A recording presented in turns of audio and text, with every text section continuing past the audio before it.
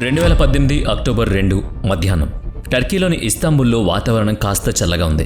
బెసిక్టాస్ ప్రాంతంలో ఉన్న Saudi Arabia కౌన్సులేట్ బయట ఎప్పట్లాగే సాధారణ శబ్దాలు వినిపిస్తున్నాయి. సరిగ్గా మధ్యాహ్నం 1:14 సౌదీ జర్నలిస్ట్ జమాల్ ఖషోగ్గీ తన కాబోయే భార్య హటీస్ సెంగిజ్తో కలిసి అక్కడ చేరుకున్నాడు.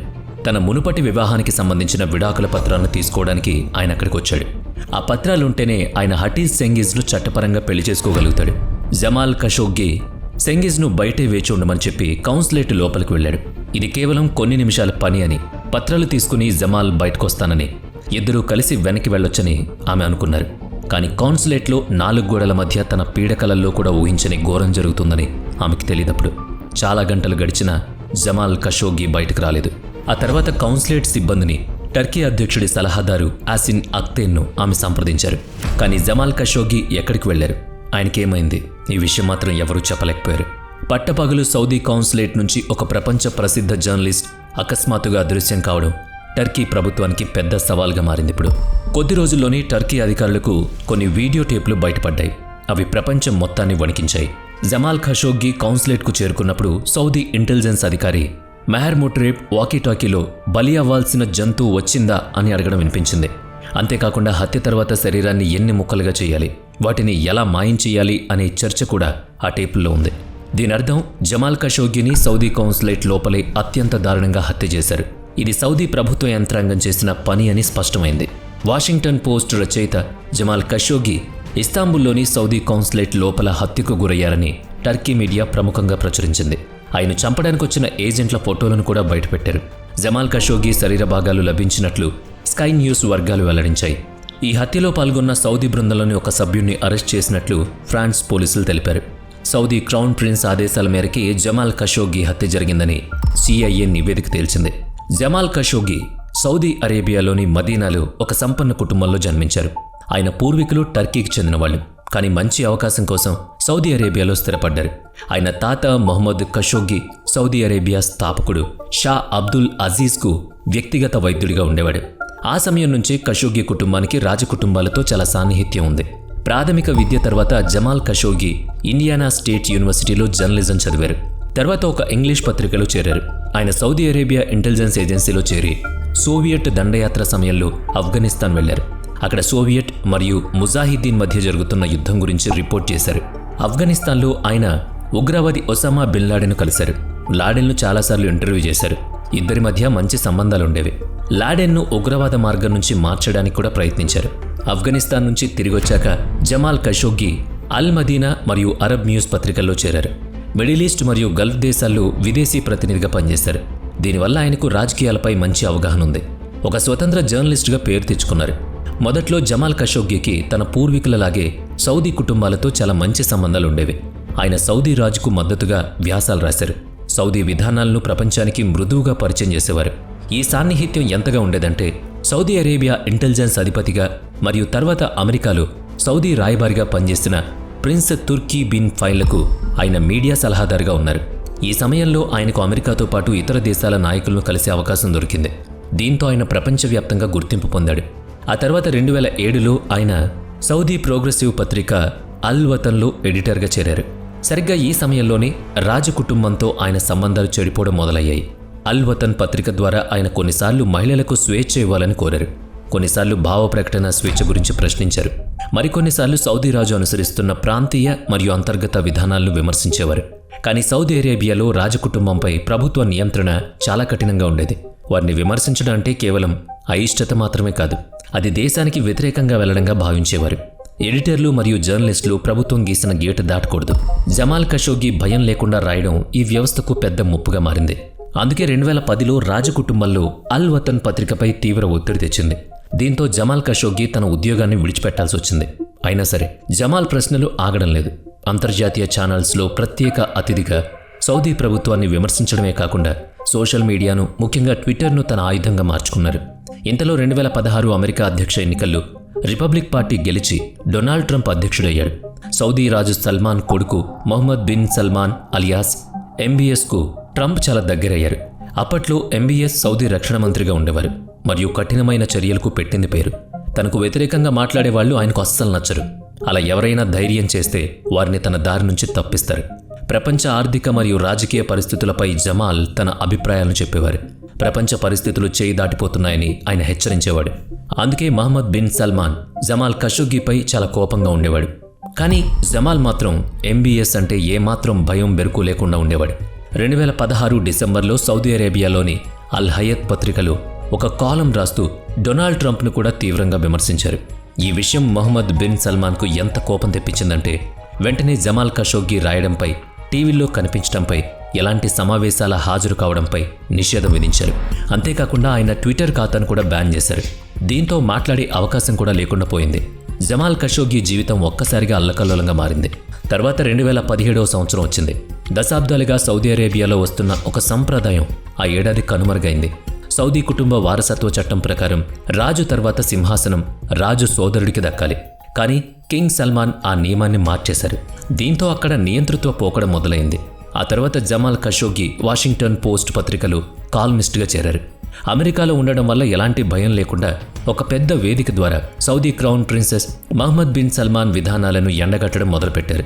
మహమ్మద్ బిన్ సల్మాన్ సౌదీ అరేబియాను భయపెడుతున్నారని, అక్కడ ప్రజలందరూ భయం నీడలో బ్రతుకుతున్నారని అని రాశారు.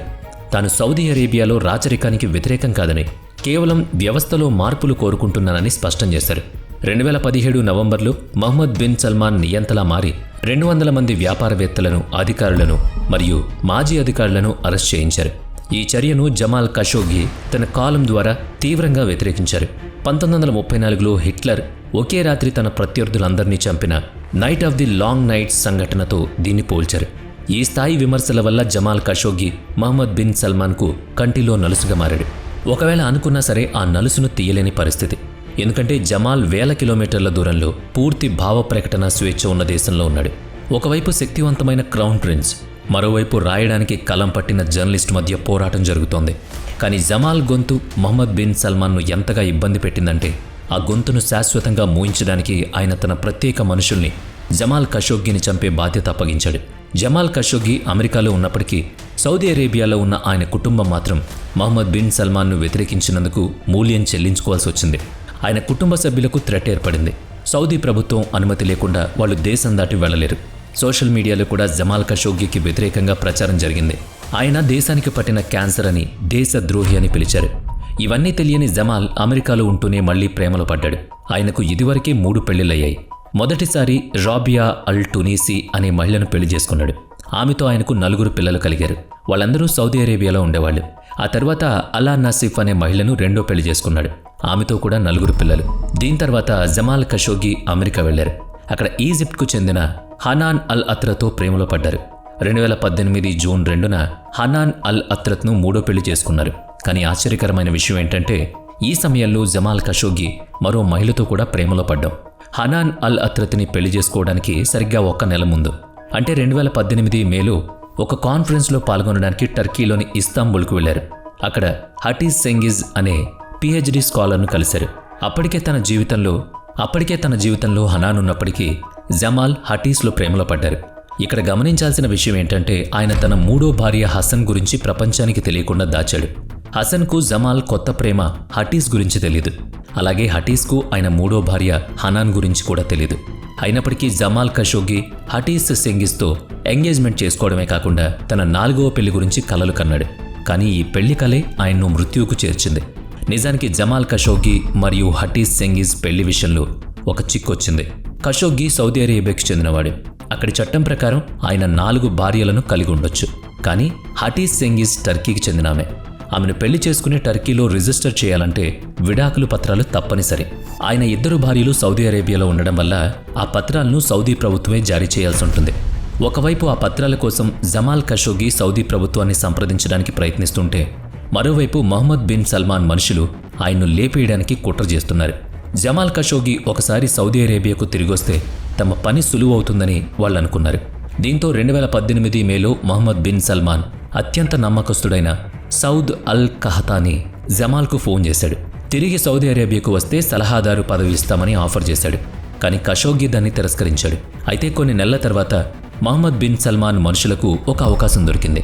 2018 సెప్టెంబర్లో అప్పటి అమెరికాలో సౌదీ రాయబారిగా ఉన్న మహమ్మద్ బిన్ సల్మాన్ సోదరుడు ప్రిన్స్ ఖలీద్ బిన్ సల్మాన్ జమాల్ను సంప్రదించి విడాకుల పత్రాల గురించి మాట్లాడాడు.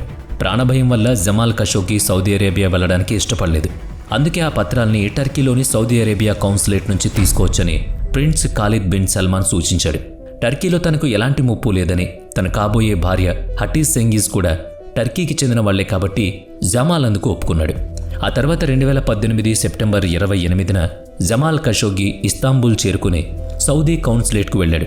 కానీ పత్రాలు ఇంకా సిద్ధం కాలేదని, 2018 అక్టోబర్ 2న తిరిగి రావాలని అక్కడ సిబ్బందికి చెప్పాడు. ఇస్తాంబుల్లో ఆ రోజు జమాల్ ఖషోగికి ఎలాంటి ఇబ్బంది కలగకపోవడంతో సౌదీ అధికారుల మీద ఆయనకు నమ్మకం పెరిగింది. కానీ అక్టోబర్ 2వ తేదీన కేవలం ఒక అపాయింట్మెంట్ మాత్రమే కాదని, అది తన జీవితంలో చివరి రోజు కాబోతుందని తెలియదు. ఏ నమ్మకంతో అయితే ఆయన సౌదీ కౌన్సులేట్కు తిరిగి వెళ్లారు, అదే నమ్మకం ఆయనకు మరణ శాసనంగా మారింది. ఆ సమయంలో జమాల్ ఖషోగిని చంపడానికి మహమ్మద్ బిన్ సల్మాన్ ప్రత్యేక మనిషి బ్రిగేడియర్ జనరల్ మెహన్ ముట్రేబ్ నాయకత్వంలో 15 మందితో కూడిన రహస్య బృందం తయారైంది. ఇందులో లెఫ్టినెంట్ కల్నల్ సలాహ్ అల్ టుబైగి అనే డాక్టర్ మరియు చూడ్డానికి అచ్చం జమాల్ ఖషోగిలా ఉండే ముస్తాఫ్ అల్ మదాని కూడా ఉన్నారు. ముస్తాఫ్ అల్ మదానిని ఎంచుకోవడానికి కారణం ఆయన జమాల్ ఖషోగిలాగే కనిపించడం. వాళ్ళ ప్లాన్ చాలా స్పష్టంగా ఉంది. ముందుగా కౌన్సులేట్ లోపల జమాల్ ఖషోగిని చంపుతారు. తర్వాత జమాల్ బట్టలను ముస్తాఫ్ అల్ మదాని వేసుకుని కౌన్సులేట్ బయటకు వెళతాడు. దీనివల్ల జమాల్ బతికే బయటకు వెళ్ళినట్లు సీసీటీవీలో రికార్డ్ అవుతుంది. జమాల్ ఖషోగి హత్య కౌన్సులేట్లో జరగలేదని, ఆయన అదృశ్యానికి తమకు సంబంధం లేదని చిత్రీకరించడమే ప్లాన్. అన్ని ఏర్పాట్లు పూర్తయ్యాక అక్టోబర్ 2 తెల్లవారుజామున 3:13 సౌదీ అరేబియాలోని రియాద్ నుంచి ఒక ప్రైవేట్ విమానం ఇస్తాంబుల్ చేరుకుంది. ఆ తర్వాత అందరూ 2 గ్రూపులుగా విడిపోయి వేరువేరుగా సౌదీ కౌన్సులేట్లోకి వెళ్లారు. అక్కడ ఒక టీం పని జమాల్ ఖషోగిని చంపడం, మరో టీం పని శవాన్ని ముక్కలు చేయడం. మధ్యాహ్నం 12 గంటలకు సౌదీ కౌన్సులేట్లోని సౌదీయేతర ఉద్యోగులందరినీ ఇంటికి పంపించారు. ఇంతలో ఉదయం 11:50 జమాల్ ఖషోగి టర్కీలోని సౌదీ కౌన్సులేట్కు ఫోన్ చేసి పత్రాలు సిద్ధంగా ఉన్నాయా లేదా అని కనుక్కున్నాడు. మధ్యాహ్నం 1 గంటకల్లా పత్రాలు రెడీ అవుతాయని, అప్పుడొచ్చి తీసుకోమని కౌన్సులేట్ వాళ్ళు చెప్పారు. మధ్యాహ్నం 12:42 జమాల్ ఖషోగి మరియు ఆయన కాబోయే భార్య హటీజ్ సెంగిజ్ తన అపార్ట్మెంట్ దగ్గర టాక్సీ ఎక్కి కౌన్సులేట్కు బయలుదేరారు. అక్కడ హత్యకు ప్లాన్ చేయడమే కాకుండా ఇప్పుడు దాన్ని మళ్లీ సూచించుకుంటున్నారు. జమాల్ హత్య తర్వాత శరీరాన్ని ఎన్ని ముక్కలుగా కోయాలి, వాటిని ఎలా వేరువేరుగా ప్యాకెట్ చేసి పెట్టాలి అనే విషయాలను సౌదీ అధికారులు మాట్లాడుకుంటున్నారు. సుమారు మధ్యాహ్నం 1 గంట సమయంలో జమాల్ ఖషోగి మరియు హటీజ్ సెంగిజ్ కౌన్సులేట్ గేట్ దగ్గరికి చేరుకున్నారు. ఇంతలో కౌన్సులేట్ లోపల ఉన్న మెహర్ ముట్రేబ్ వాకీటాకీలో బలి అవ్వాల్సిన జంతువు వచ్చిందా అని అడిగాడు. అవతలి వైపు నుంచి అవునని సమాధానం వచ్చింది. గ్రీన్ సిగ్నల్ రాగానే అందరూ తమ పనికి సిద్ధమయ్యారు. జమాల్ను చంపేసి వాళ్ళు తప్పించుకోవాలనుకున్నారు. కానీ టర్కీ ఇంటెలిజెన్స్ కౌన్సులేట్లో ముందే నిఘా పరికరాలు పెట్టిందని, తమ మాటలన్నీ రికార్డ్ అవుతున్నాయని వాళ్లకు తెలియదు. కౌన్సులేట్ బయట జమాల్ ఒక జాగ్రత్త తీసుకున్నాడు. తన ఫోన్ను హటీజ్ సెంగిజ్కిచ్చి తను తిరిగి రావడం ఆలస్యమైతే వెంటనే టర్కీ అధ్యక్షుడు ఎర్డోగన్ సలహాదారు అయిన యాసిన్ అక్తేకు ఫోన్ చేయమని చెప్పాడు. జమాల్ మనసులో ఏదో మూల ప్రమాదం ఉందనే అనుమానం ఉందని ఈ మాట నిరూపిస్తుంది. అయినా సరే ధైర్యం చేసుకుని మధ్యాహ్నం 1:14 ఆయన కౌన్సులేట్ గేట్ దాటి లోపలికి వెళ్ళాడు. ఆయన లోపలికి వెళ్ళగానే సౌదీ వాళ్ళు ఒక క్రూర జంతువులా ఆయన మీద పడ్డారు. ఆయన్ను స్పృహ తప్పేలా చేయడానికి మత్తుమందిచ్చారు. జమాల్ ఖషోగి తప్పించుకోవడానికి గట్టిగా ప్రయత్నించాడు, కానీ ఆ గుంపు చేతిలో చిక్కాడు. ఆ తర్వాత వాళ్ళు ఖషోగి గొంతు నులిమి చంపడానికి ప్రయత్నించారు. ఆయన్ను బాధించడం చూసి అక్కడ కిరాతకులు గట్టిగా నవ్వుతూ వెటకారం చేశారు. ఆ క్రూరమైన హంతకుల మధ్య జమాల్ ఖషోగి శరీరం చల్లబడిపోయింది. నాకు ఊపిరి ఆడడం లేదు అని ఆయన చివరి మాటలు చెప్పాడు. కొద్దిసేపటికే ఆయన ప్రాణాలు పోయాయి. ఇప్పుడు జమాల్ ఖషోగి మృతదేహం నేల మీద పడుంది. సౌదీ అధికారులు శవాన్ని మాయం చేసే పని మొదలుపెట్టారు. ఈ సమయంలో మానవత్వపు హద్దులన్నీ చెరిపేశారు. డాక్టర్ టుబైగి వేగంగా వచ్చే సంగీతాన్ని ప్లే చేసి హెడ్ ఫోన్స్ పెట్టుకుని మృతదేహాన్ని ముక్కలుగా నరికేసి నల్లటి ప్లాస్టిక్ సంచుల్లో నింపడం మొదలుపెట్టాడు. ఇంతలో జనరల్ ముట్రేబ్కు సౌదీ నుంచి ఫోన్ వచ్చింది. అవతలి వ్యక్తి జమాల్ ఖషోగి ఇంకా బ్రతికే ఉన్నాడా అని అడిగాడు. దానికి సమాధానం మీకు తెలిసిందే. దీంతో అందరూ త్వరగా అక్కడి నుంచి బయటపడమని ఆదేశించి ఫోన్ కట్ అయింది. శరీరాన్ని ప్యాక్ చేసిన తర్వాత జమాల్లా కనిపించే ముస్తఫా అల్ మదాని జమాల్ బట్టలు వేసుకుని నకిలీ గడ్డం పెట్టుకున్నాడు. ఆ తర్వాత కౌన్సులేట్ నుంచి బయటకొచ్చి సీసీటీవీలో రికార్డ్ అయ్యేలా వీధుల్లో తిరిగాడు. దీనివల్ల జమాల్ ఖషోగి క్షేమంగా బయటకు వెళ్లాడని చూపించొచ్చు. మరోవైపు కౌన్సులేట్ బయట వేచి ఉన్న హటీజ్ సెంగిజ్ చాలా గంటలైనా జమాల్ రాకపోయేసరికి ఆందోళన చెందింది. జమాల్ ఫోన్ ఆమె దగ్గరే ఉంది కాబట్టి కౌన్సులేట్ నంబర్కు ఫోన్ చేసింది. కానీ ఎవరూ లిఫ్ట్ చేయలేదు. గేట్ దగ్గరున్న గార్డ్ను అడిగితే జమాల్ ఎప్పుడూ వెళ్ళిపోయారని చెప్పాడు. దీంతో భయపడిన ఆమె వెంటనే టర్కీ అధ్యక్షుడి సలహాదారులు యాసిన్ అక్తేకు మరియు ఇతర అధికారులకు సమాచారం పంపింది. టర్కీ అధికారులు కౌన్సులేట్ను సంప్రదిస్తే ఖషోగ్గి ఎప్పుడు వెళ్లిపోయారనే సమాధానం. దీంతో టర్కీ దర్యాప్తు బృందం కౌన్సులేట్లో తాము అమర్చిన నిఘా పరికరాల సాయంతో నిజం తెలుసుకోవడం మొదలుపెట్టింది. వాళ్లకు 2 కీలక ఆధారాలు లభించాయి. మొదటిది అక్టోబర్ 2న సౌదీ నుంచి వచ్చిన 15 మంది కౌన్సులేట్లోకి వెళుతున్న దృశ్యాలు. వీటిలో ఒక సౌదీ ఫోరెన్సిక్ డాక్టర్ మరియు ఉన్నత భద్రతా అధికారులు ఉన్నారు. రెండోది కౌన్సులేట్ లోపల రికార్డైన ఆడియో. అందులో రంపంతో శరీరాన్ని కోస్తున్న శబ్దాలు వినిపిస్తున్నాయి. సౌదీ అధికారులు జమాల్ను చంపినట్లు వారి మాటలు స్పష్టంగా ఉన్నాయి. అయితే సీసీటీవీ ఫుటేజ్లో జమాల్ ఖషోగ్గి బయట తిరుగుతున్నట్టు కనిపించడంతో మొదట ఫ్రెంచ్ అధికారులు కూడా ఆయన బ్రతికే ఉన్నాడని అనుమానించారు. కానీ లోతుగా పరిశీలిస్తే అది జమాల్ కాదు, ఆయన డూప్. అక్టోబర్ 9న టర్కీ అధికారులు జమాల్ ఖషోగ్గి హత్యను ధృవీకరించారు. అక్టోబర్ 2న సౌదీ నుంచి వచ్చిన 15 మందే ఈ ఘాతుకానికి పాల్పడ్డారని తేల్చింది. వీడియో ఫుటేజ్లో కొందరు సూట్ కేసులు, ప్లాస్టిక్ సంచులు పట్టుకుని వెళ్లిపోయారు. హత్య తర్వాత జమాల్ శరీరాన్ని రంపంతో ముక్కలుగా చేసి సూట్ కేసులో మరియు ప్లాస్టిక్ సంచుల్లో కుక్కేశారు. సౌదీ రాజకుటుంబం ఆదేశాల మేరకే ఈ హత్య జరిగిందని టర్కీ అధికారులు ఆరోపించారు. కొన్ని రోజుల తర్వాత ఏ హబర్ అనే టర్కీ టీవీ ఛానల్ కౌన్సులేట్ నుంచి సూట్ కేసులు, పెద్ద నల్లటి సంచులు తీసుకువెళుతున్న దృశ్యాలను ప్రచారం చేసింది. టర్కీ దర్యాప్తు అధికారులు కౌన్సులేట్ను తనిఖీ చేయడానికి అనుమతి కోరిన సౌదీ అరేబియా నిరాకరించింది. చివరకు హత్య జరిగిన 13 రోజుల తర్వాత అంటే అక్టోబర్ 15న టర్కీ ఫోరెన్సిక్ నిపుణులను లోపలికి అనుమతించారు. కానీ లోపల జమాల్ మృతదేహం గానీ హత్యకు సంబంధించిన ఏ చిన్న ఆనవాలు గానీ దొరకలేదు. ఎందుకంటే సౌదీ సిబ్బంది ఆ ప్రాంతాన్ని పూర్తిగా తుడిచేసింది. టర్కీ బృందం వెళ్లేసరికి భవనం నిండా రసాయనాల వాసన, గోడలకు కొత్త రంగులు, సీసీటీవీ రికార్డింగ్స్ డిలీటెడ్. ఆ రోజు కెమెరాలు పనిచేయలేదనే అబద్ధం. కానీ ఆడియో రికార్డింగ్స్, వీడియో ఫుటేజెస్, టీవీలో వచ్చిన దృశ్యాలు మరియు టర్కీ అధికారుల దర్యాప్తులో నిజాలన్నీ దాదాపుగా బయటపడ్డాయి. అంతర్జాతీయ స్థాయిలో సౌదీ అరేబియా పరువు పోయింది. పాశ్చాత్య మీడియా ప్రశ్నల వర్షం కురిపించింది. ఐక్యరాజ్య సమితి నుంచి అమెరికా కాంగ్రెస్ వరకు సౌదీ నాయకత్వంపై జవాబుదారీతనం కోసం ఒత్తిడి పెరిగింది. తప్పించుకునే మార్గం లేక చాలా రోజుల తర్వాత సౌదీ అరేబియా తమ కౌన్సులేట్లో జమాల్ ఖషోగ్గి హత్య జరిగిందని అంగీకరించింది. అయితే ఇది ప్రభుత్వానికి తెలియకుండా కొంతమంది నియంత్రణ లేని వ్యక్తులు చేసిన పని అని, ఇందులో ప్రభుత్వ ప్రమేయం లేది అని తోసిపుచ్చింది. ఆ తర్వాత ప్రపంచం దృష్టిలో పరువు కాపాడుకోవడానికి సౌదీ అరేబియా న్యాయం చేస్తున్నట్టు నటించింది. 18 మందిని అరెస్ట్ చేశారు. మరోవైపు టర్కీ తమ దగ్గరున్న ఆడియో వీడియో టేపులను, సాక్ష్యాలను ఐక్యరాజ్య సమితికి మరియు అమెరికా ఇంటెలిజెన్స్ ఏజెన్సీ సిఐఏకి ఇచ్చింది. వీటి ఆధారంగా 2019 జూన్లో ఐక్యరాజ్య సమితి 101 పేజీల ప్రత్యేక నివేదికను విడుదల చేసింది. జమాల్ ఖషోగ్గి హత్య ముందుగానే ప్లాన్ చేసి జరిగిందని, ఇది సౌదీ ప్రభుత్వ నియంత్రణ అనుమతితోనే జరిగిందని ఆ నివేదిక తేల్చింది. ఈ హత్యలో Saudi crown princess Mohammed bin Salman పాత్రపై కూడా విచారణ జరగాలని ఐక్యరాజ్య సమితి సౌదీ అరేబియాకు సూచించింది. ఎందుకంటే ఆపరేషన్లో పాల్గొన్న వాళ్లు నేరుగా ఆయన అంతరంగిక వర్గానికి చెందినవాళ్లు. ఐక్యరాజ్య సమితితో పాటు సిఐఏ కూడా మహమ్మద్ బిన్ సల్మాన్ హస్తం ఉందని అంగీకరించింది. జమాల్ ఖషోగ్గిని ఎలాగైనా వెనక్కి తీసుకురావాలని, మాట వినకపోతే బుల్లెట్తోనైనా తీసుకురావాలని మహమ్మద్ బిన్ సల్మాన్ తన సహాయకుడితో మాట్లాడిన ఫోన్ కాల్ ఒకటి దొరికింది. ఖషోగ్గిని చంపిన వాళ్ళు మహమ్మద్ బిన్ సల్మాన్ మనుషులేనని దీని ద్వారా స్పష్టమైంది. ఖషోగ్గిని చంపడానికి చాలా కాలం ప్లాన్ చేస్తున్నారని, ఇందులో మహమ్మద్ బిన్ సల్మాన్ పాత్ర ఉందని సిఐఏ నివేదికిచ్చింది. కానీ అప్పుడు అమెరికాలో డొనాల్డ్ ట్రంప్ ప్రభుత్వం ఉంది. ట్రంప్కు మహమ్మద్ బిన్ సల్మాన్తో మంచి సాన్నిహిత్యం ఉంది. $1 బిలియన్ వ్యాపార ఒప్పందాలున్నాయి. అందుకే అమెరికా ప్రభుత్వం తన సొంత ఇంటెలిజెన్స్ నివేదికను అధికారికంగా అంగీకరించలేదు. నేరం రుజువయ్యే వరకు ఎవరైనా సరే నిర్దోషులే అని ట్రంప్ వెనకేసుకొచ్చాడు. కానీ 2021 జనవరిలో జో బైడెన్ అమెరికా అధ్యక్షుడయ్యాక ఆ కేసులో అమెరికా తీరు మారింది. 2021 ఫిబ్రవరిలో బైడెన్ ప్రభుత్వం సిఐఏ రహస్య నివేదికను బహిర్గతం చేసింది. జమాల్ ఖషోగ్గి హత్యకు స్వయంగా Saudi crown princess Mohammed bin Salman ఆమోదం తెలిపారని అందులో స్పష్టంగా ఉంది. ఆ తర్వాత అమెరికా ఖషోగ్గి బ్యాన్ చట్టాన్ని తెచ్చింది. జర్నలిస్టులను మరియు ప్రభుత్వ వ్యతిరేకులను లక్ష్యంగా చేసుకునే సౌదీ అధికారులపై మరియు ఇతర దేశాల వాళ్లపై వీసా ఆంక్షలు విధించారు. దీనివల్ల చాలామంది సౌదీ ఇంటెలిజెన్స్ అధికారుల ప్రయాణాలపై నిషేధం పడింది. అయితే నిజాన్ని ప్రపంచానికి చెప్పిన తన సొంత ప్రయోజనాల కోసం అమెరికా సౌదీ అరేబియాపై ఎలాంటి కఠిన చర్యలు తీసుకోలేదు. మహమ్మద్ బిన్ సల్మాన్కు కనీసం చీమ కుట్టినట్లయినా కాలేదు. న్యాయం జరగలేదు సరికదా, న్యాయం పేరుతో నాటకాలాడారు. 2019 డిసెంబర్లో సౌదీ కోర్టు 11 మంది నిందితుల్లో 5 మందికి మరణశిక్ష, 3కి 7 నుంచి 10 సంవత్సరాల కారాగార శిక్ష వేసింది. మిగిలిన 3 విడుదల చేశారు. కానీ ఆ తర్వాత అసలు ఘోరం జరిగింది. మరణశిక్ష విధించిన కొద్ది రోజులకే జమాల్ ఖషోగ్గి కుమారుడు సలాహ్ ఖషోగ్గి తెర మీదకొచ్చాడు. తన తండ్రిని చంపిన వాళ్ళని తమ కుటుంబం క్షమించిందని బహిరంగంగా ప్రకటించాడు. సౌదీ చట్టం ప్రకారం బాధితుడి కుటుంబం నిందితుడిని క్షమించొచ్చు. దీంతో ఈ కేసులో మరణశిక్ష ఆగిపోయింది. 5 నిందితుల శిక్షను 20 ఏళ్ల జైలు శిక్షగా మార్చారు. అయితే మహమ్మద్ బిన్ సల్మాన్ ఒత్తిడి వల్లే జమాల్ కుటుంబం మరియు కుమారుడు ఈ నిర్ణయం తీసుకున్నారని తర్వాత బయటపడింది. నివేదికల ప్రకారం ఖషోగ్గి 4 పిల్లలను ఆసుపత్రికి తీసుకువెళ్లారు.